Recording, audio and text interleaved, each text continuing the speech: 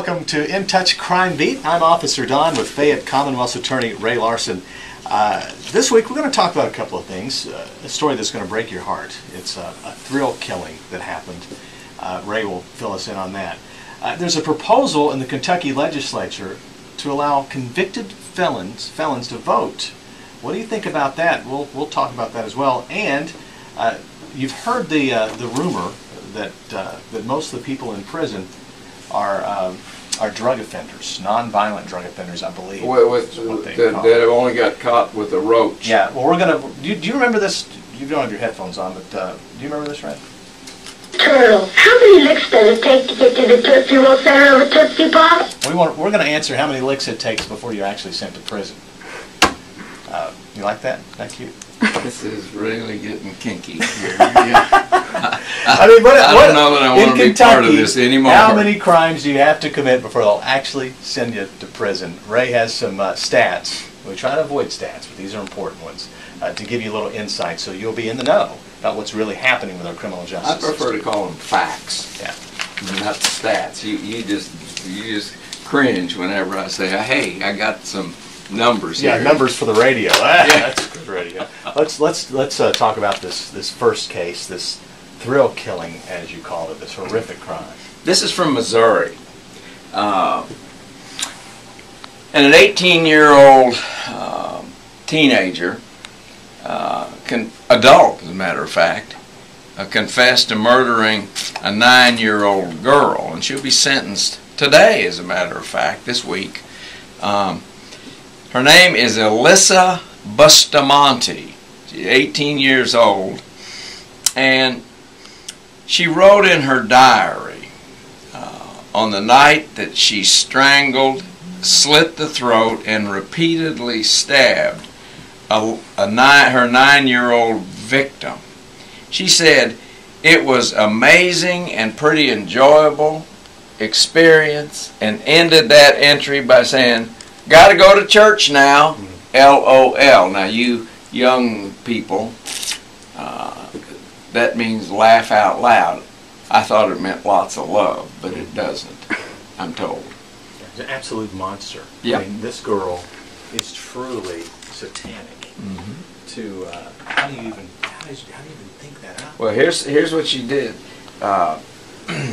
She dug a grave several days in advance of the killing, then used her younger sister to lure the 9-year-old victim outside with an invitation to play. This Bustamante then led the 9-year-old into the woods by telling her she had a surprise for her. Then she slit her throat, and as the 9-year-old tried to resist, she then strangled her to the point of unconsciousness and then repeatedly stabbed her in the chest, and she was buried in a shallow grave. The grandmother of the 9-year-old victim said it best. "I think Bustamante should get out of jail the same day that the 9-year-old gets out of the grave." Well said. Now, this 18-year-old faces a sentence of life in prison. The prosecutor over there is asking the judge to sentence her to life in prison. Why can't they sentence her to death? Why? I mean, well, once again, it has to be. In Kentucky, it wouldn't be eligible for the death penalty. The crime you just described is not eligible for the death penalty in Kentucky. That's correct. So when people are arguing for these people on death row, these people have committed crimes as heinous or more heinous than this one to get there and been convicted. I don't think there's anything more heinous than this. understand. What I'm telling you is I've believed for a long time that if you intentionally kill someone under the age of 12, that ought to be an aggravating circumstance. That would qualify this 18-year-old for the death penalty. So, But my point is that just remember, in Kentucky, you can do what this girl did to a 9-year-old child, and you are not eligible for the death penalty. That's right. Now, when you see the news stories about them feeding them the Last Supper, and these convicts that have been in prison for 20 years. I prefer to call it last meal. Now Last supper gives a little I guess religious right. Now that connotation. they're too old to put to death or whatever, and the people that are standing up for these people, these killers, and saying, I'm going to get in the way of this punishment, this grandmother's justice, the justice for this little girl. It's I just can't even imagine it. Regardless of whether or not you support the death penalty, this is not what this is about. To me, it's you put your mind in that victim, in that grandmother's. Put yourself in that grandmother's place. It really shouldn't be our decision. Is my point. It should be that grandmother's decision, as far as I'm concerned, as to what is the most appropriate punishment for this person who stabbed and strangled and slit the throat of her granddaughter. Let the grandmother have some justice. And if that justice is life in prison, if that justice is death, I'm not going to stand in the way of that. There you go. I mean, it's, you know, what we're doing is we're continuing to throw people, victims, crime victims, under the bus in order to somehow satisfy the people that defend the criminals. And the legislature's right in the middle of it. I mean, we're looking at a time when criminals are getting every break. They're getting let out early. Now we got this business about wanting to amend the Constitution to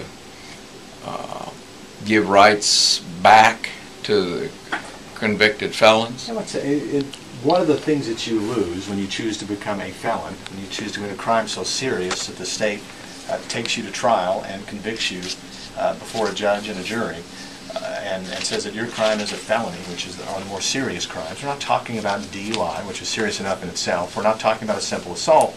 We're talking about you're a felon. You're a major thief. You're a drug dealer. You're a person who has raped or assaulted other people. A burglar. Those are all felons. In the state of Kentucky, you lose your right to vote once you are convicted. Now, there are people out there that think that these people should get their rights back. Now, we will say this. There are already things in place that will allow you to get your rights back if you're a convicted felon. I mean, you have to jump through some hoops. Now, wait a minute. Let me stop you for a second. First of all, violations of the law ought to have consequences. All of us are born, or we're a naturalized citizen, and we have these inalienable rights, so long as we behave ourselves. If we behave in a way that constitutes a felony, we lose some of those rights. There is a group that think once you have served your time, you have what they call paid your debt to society, and you should automatically get your rights back. The right to vote is what they're really looking for. Now,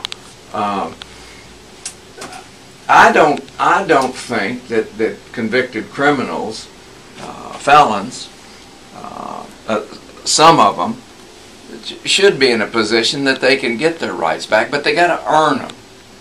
I think they got to earn the rights back.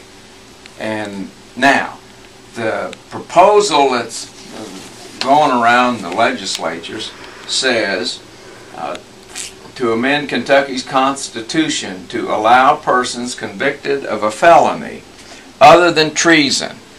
Well, who's ever been charged with treason? Intentional killing.